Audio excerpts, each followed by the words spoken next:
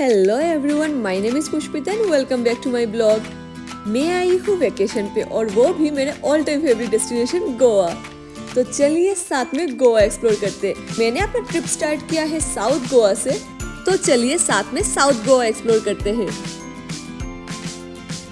तो सबसे पहले तो मैं अपने घर से निकल गई हूँ एयरपोर्ट की तरफ और मैं रहती हूँ इलेक्ट्रॉनिक सिटी। वहाँ से एयरपोर्ट जाते जाते लगता है एक इटर्निटी। अभी बज रहा है रात के 9 और मेरा है 10:30 का flight.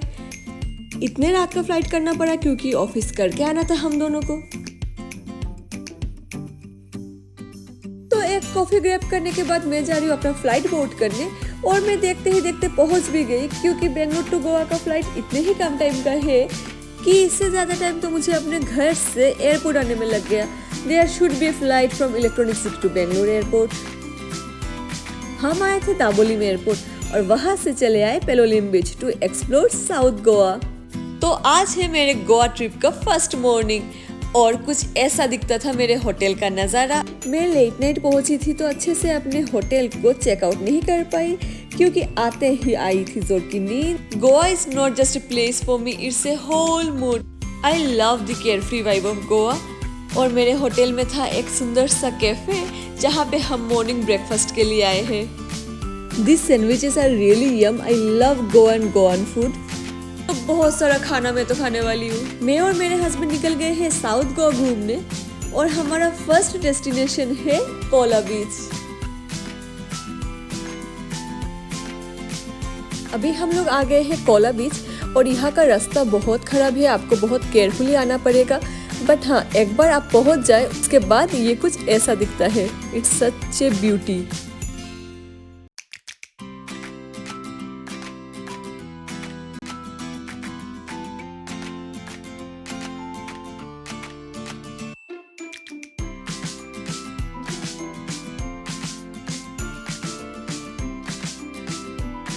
Cola beach is like a hidden treasure. एक तरफ समुंदर और दूसरी तरफ lagoon.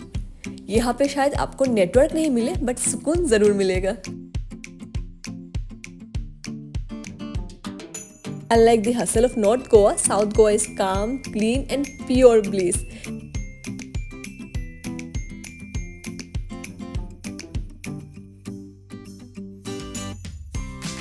There are many beaches in South Goa and Kola Beach is one of the nearest from Palolem Beach.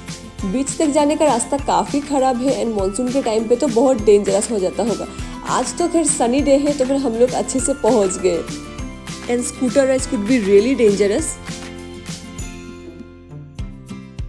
But yes it's really less crowded. एक ही बीच shake है यहाँ पे विद दिस पेनोरामिक व्यू।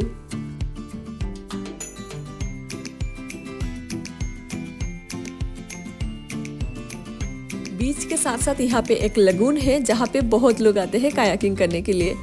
और इस तरफ बीच है और उसके पूरे ऑपोजिट साइड पे आपको यहाँ पे लगून दिखेगा और लगून के सामने ही टिकट काउंटर है जहाँ से आप कायाक ले सकते हैं और अपना सामान भी आप वहाँ पे सबमिट कर सकते हैं।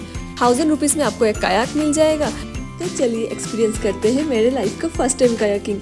मैंने कायाकिंग पहले कभी नहीं किया, so I am very excited.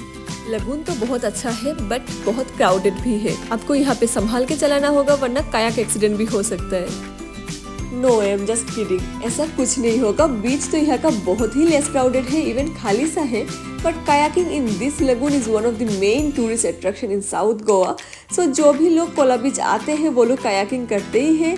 So lagoon पे बहुत सारे कायाक हो गए हैं।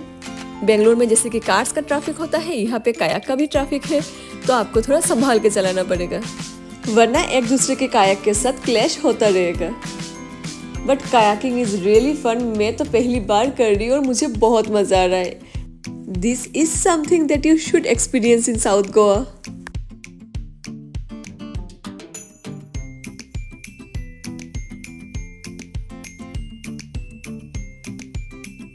कायाकिंग खत्म करने के बाद हम आ गए हैं काबो डे रामा फोर्ट और यहाँ पे एक चर्च भी है और उसके साथ ही है पेबल बीच जहाँ पे जाने के लिए थोड़ा सा ट्रैक करना होगा।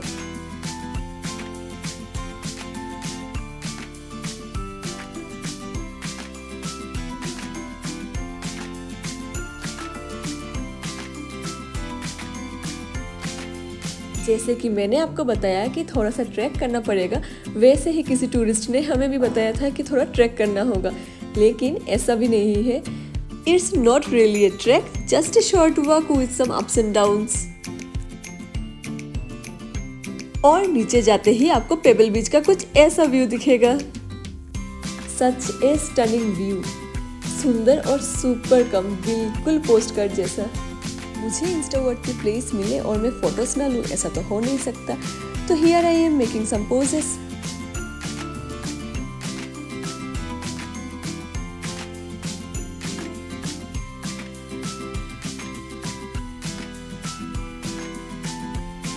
काबो डे रामा फोर्ट घूमने के बाद हमें जाना था लंच करने। And see what, I found this beautiful cafe Cape Goa. इतना aesthetic, pretty decor, sea facing seating, पूरा इंस्टावर्दी। वैसे तो ये इंस्टा पे बहुत फेमस भी है, लेकिन एक्चुअल में देखते हैं कि यहाँ का खाना कैसा है। व्यू तो यहाँ का 10 on 10 है ही, लेकिन इसके साथ साथ खाना भी बहुत टेस्टी है।